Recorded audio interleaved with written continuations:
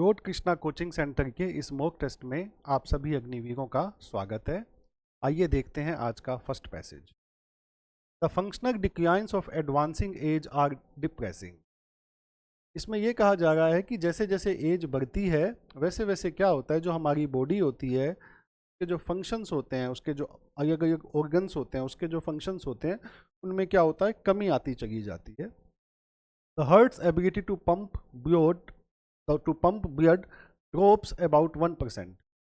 जो हार्ट होता है हमारा, जो हमारा हृदय होता है, उसकी जो ब्लड को पंप करने की एबिलिटी होती है, जो योग्यता होती है, उसमें 1% की कमी आ जाती है। Blood flow to arms and legs decreases by 30 to 40% in old as.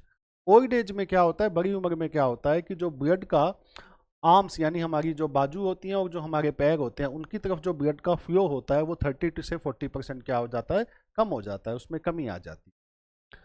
The amount of air a person can exhale after a deep breath lessens and the chest wall stiffens with age. अब जो the amount of air, जो हवा इंसान बाहर फेंकता है deep breath के बाद, उसमें कमी आ जाती है, और जो हमारा चेस्ट वॉल है वो क्या जाता है, एज के साथ वो स्टिफन्स हो जाता है। स्टिफन्स का मतलब क्या होता है, वो अकड़ जाता है। However, recent studies have shown that most of these age associated declines can be delayed by exercise।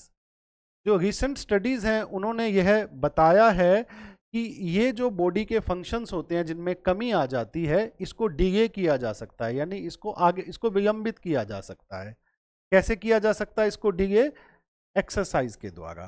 ठीक है, एक्सरसाइज के द्वारा, व्यायाम के द्वारा ये जो बॉडी के फंक्शन है जिनमें कमी आती है, इस प्रोसेस को डिले किया जा सकता है, यानी विलंबित किया जा सकता है। Exercise lowers the resting heart rate and increases the amount of blood pumped with each beat in older people।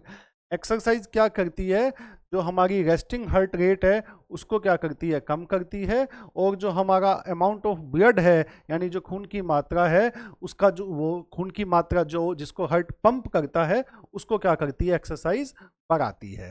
With each beat in older people, किसमें, बूढ़े लोगों में।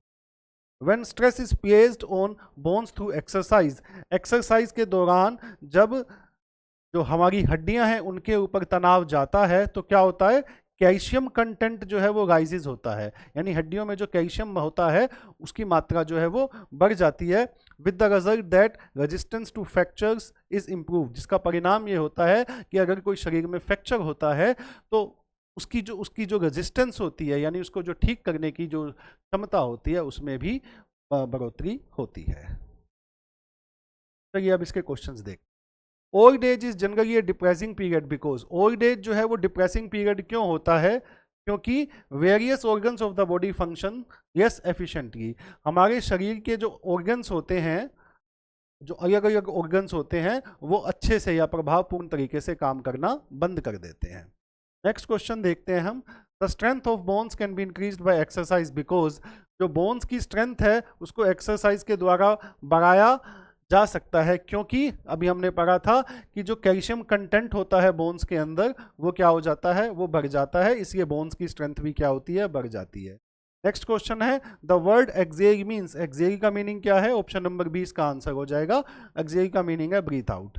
नेक्स्ट क्वेश्चन है हमारा, which one of the following statements is correct, exercise delays natural decay of old age. ये बिल्कुल ठीक बात है, अभी हमने पढ़ा था कि ये जो एक्सरसाइज है ये क्या करती है, जो ओल्ड एज के अंदर जो नेचुरल डिके होता है, यानी स्वाभाविक तरीके से जो शरीर के काम करने की जो प्रवृत्ति है, जो गतिविधियां हैं, वो शारीरिक गतिविधियों में जो कमी आती है उसको क्या करती है, एक्सरसाइज डिले करती है, विलंबित करती है। नेक्स्ट क्वेश्चन है हमारा, the chest wall become stiff in old age. Old as के अंदर जो चेस्ट वॉल है वो स्टिफ हो जाती है, क्यों हो जाती है, वो इसलिए हो जाती है कि जो पर्सन्स की एबिलिटी है एक्सेल करने की, उसके अंदर क्या आ जाती है, कमी आ जाती है। तो ऑप्शन नंबर डी जो है वो इसका आंसर हो जाएगा। नेक्स्ट पैसेज देखते हैं। Once upon a time I went for a week's holiday in the continent with an Indian friend. एक बार एक समय मैं अपने इंडियन फ्रेंड के साथ वीक हॉलीडे में एक कॉन्टिनेंट में गया। ठीक है, we both enjoyed ourselves and were sorry when the week was over. हम दोनों ने बहुत इंजॉय किया, लेकिन जैसे ही वीक खत्म हुआ, सप्ताह खत्म हुआ, हमें थोड़ा सा दुख था। But on parting our behaviours was absolutely different. लेकिन जब हम अलग हो गए थे, हमारा जो बिहेवियर था वो एब्सोल्युटली का मतलब होता है बेटा कंप्लीटली डिफरेंट, यानी कंप्लीटली अलग था। He was plunged in despaired, वह जो था वो निराशा में डूब गया था, शोक में डूब गया था। He felt that because the holiday was over all happiness was over, उसने महसूस किया कि हॉलीडे खत्म हो गया है, तो इसका मतलब सारी की सारी खुशियां ही खत्म हो गई हैं। All happiness was over until the world ended, जब तक ये दुनिया खत्म नहीं हो जाती तब तक के लिए सारी खुशियां भी खत्म हो गई हैं। He could not express his सोरो टू मच, वह अपने इस शोक को बहुत ज़्यादा एक्सप्रेस नहीं कर सकता था। But in me the English man came out strong, लेकिन मेरे अंदर का जो अंग्रेज था वो बाहर आया, बहुत तेजी से बाहर आया। I could not see what there was to make a fuss about, मैं ये नहीं देख सकता, मैं ये नहीं देख सका कि यार ये क्या है। It was not as if we were parting for ever और डाइंग, क्योंकि ऐसा नहीं था कि हम हमेशा के लिए अलग हो गए हैं या मरने जा रहे हैं। बकअप, मैंने उसको बोला बकअप, बकअप का मीनिंग होता है बेटा चीयर अप, यानी खुश रहो यार, मस्त रहे। जैसे हम अपने फ्रेंड को कहते हैं ना, अगर उदास हो हम कहते हैं बकअप यार, मस्त रहे, खुश रहे, तो अंग्रेज बोलते हैं बकअप, ठीक है। I said do buck up, he refuse to buck up, लेकिन उसने मना कर दिया बकअप करने से, चीयर अप होने से उसने मना कर दिया। And I left him plunged in gloom, और मैंने उसे दुख में क्या कर दिया, छोड़ दिया, ठीक है। मैंने कहा ठीक है भाई, तू तेरी मर्जी। नेक्स्ट देखो बेटा अब इसके questions. What is the continent in the context of the passage? Passage के अंदर जो कॉन्टिनेंट है इसका क्या कॉन्टेक्स्ट है, हमें ये बताना, यानी कॉन्टिनेंट वर्ड किसके लिए यूज हुआ है। देखिए इस पैसेज के अंदर दो लोग हैं, एक तो इंग्लिश मैन है, उसने कहा ना कि मेरे अंदर का अंग्रेज भाग आया, और दूसरा कौन है, इंडियन है। तो इंग्लिश मैन की बात हो रही है पैसेज में और दूसरा इंडियन की बात हो रही है। तो कॉन्टिनेंट का अर्थ बेटा, अगर इंग्लिश मैन पैसेज में है तो कॉन्टिनेंट का अर्थ किससे होगा, फिर कॉन्टिनेंट का अर्थ किससे होगा, यूरोप से होगा, क्योंकि यूरोप के अंदर ही इंग्लिशमैन पाए जाते हैं, ठीक है। नेक्स्ट क्वेश्चन है हमारा, what does the author means by buck up, buck up का मीनिंग क्या है ऑथर का बकअप का मीनिंग क्या है, cheer up. Option number C इसका आंसर हो जाएगा। नेक्स्ट क्वेश्चन है हमारा, why was the Indian friend young in despair, वो जो इंडियन फ्रेंड था वो शोक में क्यों चला गया था, क्योंकि उसका ये मानना था he would never be happy so again, कि वह दोबारा इस तरह से कभी खुश नहीं हो पाएगा। नेक्स्ट क्वेश्चन है हमारा, what does but in me English man came out strong, कि मेरे अंदर का जो अंग्रेज है वो बाहर आया, इसका क्या अर्थ है, इसका अर्थ ये है he had the typical English character, इसका आंसर ऑप्शन बी इसका आंसर हो जाएगा। देखिए जब हम कहते हैं ना कि मेरे अंदर का भारतीय बाहर आया, तो इसका अर्थ ये होता है कि फिर मैंने वैसा बिहेव करना स्टार्ट किया जैसा एक भारतीय बिहेव करता है, जैसा भारतीयों का करेक्टर होता है उस तरह से मैंने बिहेव करना स्टार्ट किया। इसको बोला जाता है in me an Indian came out, in me Indian came out, ऐसे ही वो कहेगा in me English man came out, ठीक है। नेक्स्ट देखो, what is the author's intention in the passage, passage के अंदर ऑथर्स का इंटेंशन क्या है, यानी जो ऑथर है जिसने ये पैसेज लिखा है उसका इरादा क्या है। To contrast the Indian character with the English character, contrast का मतलब होता है बेटा अंतर बताना, इंडियन करेक्टर का इंग्लिश करेक्टर के साथ अंतर बताना, यही इस पैसेज में ऑथर का क्या है, इंटेंशन है। ऑप्शन नंबर ए इसका आंसर हो जाएगा। नेक्स्ट क्वेश्चन देखिए बेटा, हमें बताना है एंटोनिम एंड सिनोनिम बताना है। एंटोनिम क्रूअल, क्रूअल का मतलब होता है निर्दयी, इसका एंटोनिम क्या हो जाएगा, option number be kind. Next question देखते हैं, हमें बताना है एग्रावेट, एग्रावेट का एंटोनिम क्या हो जाएगा, एग्रीवेटेड। एग्रावेट का मतलब होता है किसी चीज को नष्ट करना, एग्रीवेट होता है कि किसी के प्रभाव को कम करना, जैसे कोई चीज नष्ट हो गई है उसके प्रभाव को कम करना, उसे बोला जाता है एग्रीवेटेड। नेक्स्ट है आपका एडवर्सिटी, एडवर्सिटी का हमें सिनोनिम बताना है। एडवर्सिटी का मतलब होता है दुर्भाग्य, तो ऑप्शन नंबर बी मिसफॉर्चून जो है इसका सिनोनिम हो जाएगा। नेक्स्ट क्वेश्चन है हमारा, ही इज एडिक्टेड, यहाँ पे प्रेपोजिशन बतानी है आपको, ही इज एडिक्टेड, एडिक्टेड के साथ प्रेपोजिशन कौन सी आती है, टू आती है। नेक्स्ट देखिए, कॉन्ग्रेचुलेटेड, कॉन्ग्रेचुलेटेड के साथ प्रेपोजिशन कौन सी आती है, ओन आती है, ऑप्शन नंबर ए इसका आंसर हो जाएगा। नेक्स्ट क्वेश्चन देखिए, फोन्ड दे रखा है आपको, फोन्ड के साथ प्रेपोजिशन कौन सी आती है, ऑफ आती है, ऑप्शन नंबर डी इसका आंसर हो जाएगा। नेक्स्ट क्वेश्चन देखते हैं, अब हमें बताना है PQRS, PQRS में बताना है मेकिंग ओवर सेल्व्स। अब देखो बेटा यहाँ पर हमें दे रखा option over language part of growing into masters of is an important, important के बाद क्या आना चाहिए, इंपॉर्टेंट के बाद पार्ट आना चाहिए, यानी एस के बाद क्यों आना चाहिए।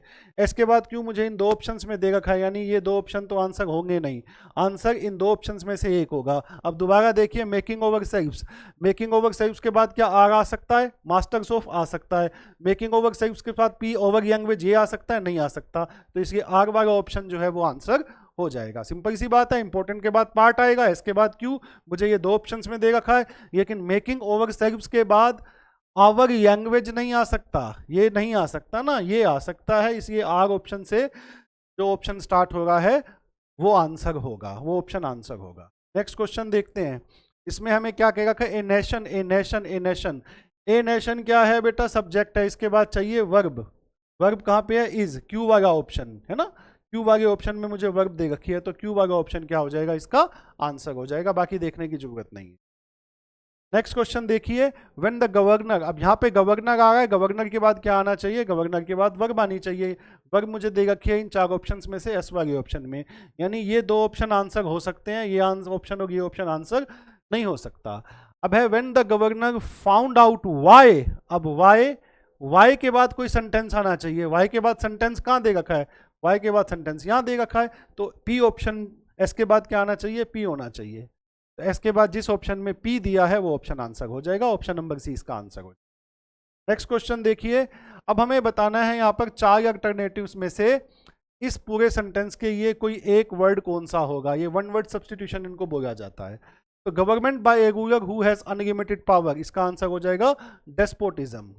नेक्स्ट क्वेश्चन देखिए, a person who is always hopeful and looks upon the brighter side of things, एक ऐसा व्यक्ति जो होपफुल रहता है और हमेशा ब्राइटर साइड को देखता है, उसे बोला जाता है ऑप्टिमिस्ट। पिछले वाले क्वेश्चन की हिंदी समझा देता हूं, मैंने डायरेक्ट आंसर बता दिया। Government by A ruler who has unlimited power, एक ऐसा शासक जिसके पास असीमित शक्तियां होती हैं, असीमित शक्ति होती है, उसकी जो सरकार होती है उसे बोला जाता है डेस्पोटिज्म। ठीक है, नेक्स्ट क्वेश्चन देखिए हमारा, ये क्वेश्चन हो गया था 21 हो गया था, 22वां देखिए, ए टैंक वेयर फिश और वाटर प्लांट्स आर केप्ट, एक ऐसा टैंक जहां पर फिश और वाटर प्लांट्स जो है वो रखे जाते हैं उसे बोला जाता है एक्वेरियम, ऑप्शन नंबर ए इसका आंसर हो जाएगा। नेक्स्ट क्वेश्चन देखिए, हमें एरर बतानी है अब, ठीक है। The sceneries of Kashmir is very charming, ध्यान रखिए सीनरीज कोई वर्ड नहीं होता, करेक्ट वर्ड क्या होता है, करेक्ट वर्ड होता है बेटा सीनरी, ठीक है, सीनरीज कोई वर्ड नहीं होता, इसलिए ऑप्शन नंबर ए में एरर है, ऑप्शन नंबर ए इसका आंसर हो जाएगा। नेक्स्ट वर्ड देखिए, neither of the two children said their prayers, देखो नाइदर ऑफ आ गया, नाइदर ऑफ आ गया तो पॉजेसिव एडजेक्टिव देयर नहीं आएगा, ऑप्शन नंबर बी जो है वो आंसर हो जाएगा, ऑप्शन नंबर बी में एरर है। नेक्स्ट क्वेश्चन देखिए, नेक्स्ट क्वेश्चन है this happened just exactly 5 years एगो, एगो आ गया बेटा, एगो आ गया तो फिर जस्ट नहीं आएगा, तो ऑप्शन नंबर बी जो है वो आंसर हो जाएगा, ऑप्शन नंबर बी में एरर है। तो बेटा हमारी तरफ से आज इतना ही, थैंक यू सो मच।